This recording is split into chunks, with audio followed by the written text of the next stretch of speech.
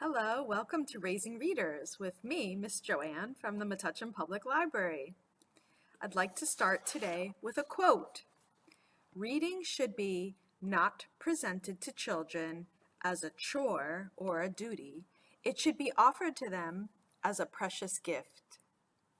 By Kate DiCamillo. How do we do that as families? We can do that by having a regularly scheduled family reading time. And the beauty of this is as children get older, you might not be hearing as much about what they're reading if they're an independent reader. However, if you have a family reading time in your house, you will be engaged in parallel reading. Just as young children parallel play alongside each other, families engage in parallel reading, where you're reading side by side with your child, no matter what age they are. And chances are, as you're sitting next to them, you'll be able to see and hear their response to what they're reading, and it will be able to be easily engaged in conversation about what was so funny, what did they notice, what are they reading, and you can have those important conversations, or even just sharing a quiet space together as a family where everyone in the room is engaged in parallel reading time at the same time.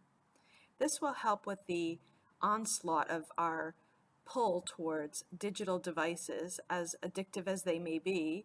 Having a scheduled family reading time will help give a balanced approach of their use of their time for their day, and that will help them as your children get older and they are using electronic devices more and more frequently. They will be acclimated to having a reading time as part of their routine no matter what. And today I'd like to share with you, since fall is upon us and we're just about a week away from Halloween, I have a ghost story. This is a craft Miss Glynis made here at the library that I think is adorable, just made with some paper strips and 3 dots. I'm going to share with you one of my very favorite books from my childhood. You can see how old and tattered this book is. It's very well loved.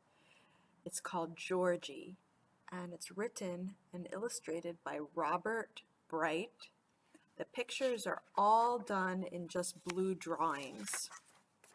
This is a story about a little ghost who had an important job in a household at the Whitaker home. However, he became not needed anymore in his house, and let's find out, how did he handle that and what did he do to find a better place for himself?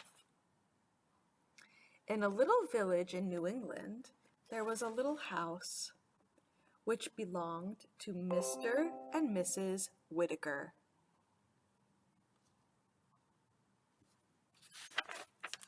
Up in the little attic of this little house, there lived a little ghost. His name was Georgie.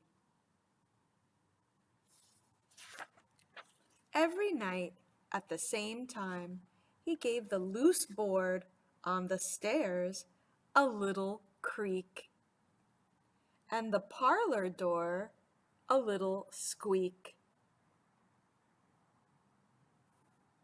Look, there is Mr. and Mrs. Whitaker. And then Mr. and Mrs. Whitaker knew it was time to go to bed. And Herman the cat, he knew it was time to prowl. And as for Miss Oliver the owl, she knew it was time to wake up and say, "Ooh, ooh, ooh."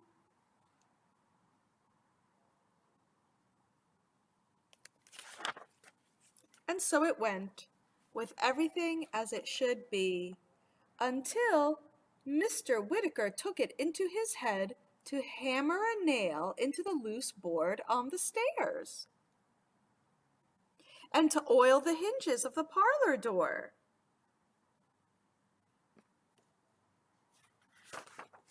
so the stairs wouldn't creak anymore, and the door wouldn't squeak anymore. Uh-oh. And Mr. and Mrs. Whitaker didn't know when it was time to go to bed anymore. And Herman, he didn't know when it was time to begin to prowl anymore.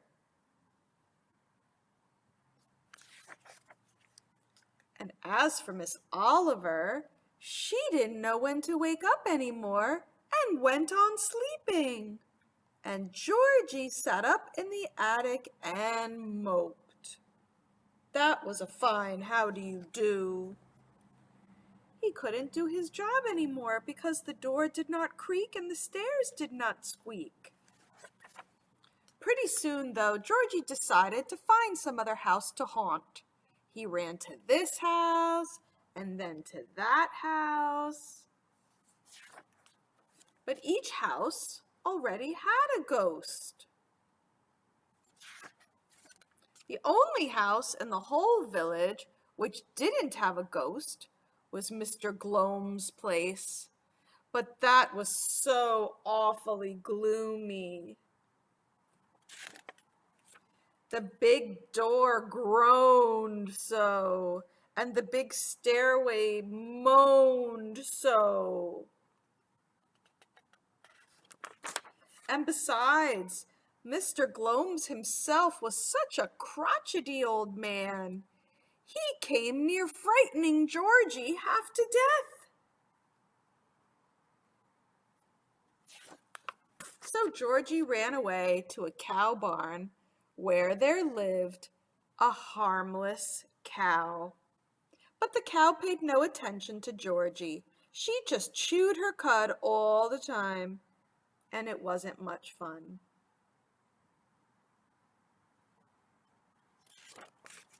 Meanwhile, a lot of time went by, and it rained a good deal. And during the winter, it snowed to beat the band.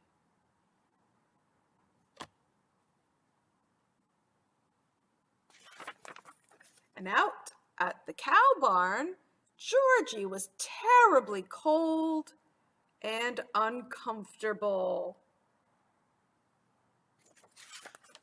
But what with the dampness from the rain and the coldness from the snow, something happened to that board on the Whittaker stairs and to the hinges on the Whittaker parlor door. Can you guess what happened? It was Herman who discovered it and told Miss Oliver, and she woke up with a start. Do you remember who Herman is? Herman is the cat, and Oliver is the owl. Miss Oliver flew right over to the cow barn and told Georgie that the board on the stairs was loose again and that the hinges on the parlor door were rusty again.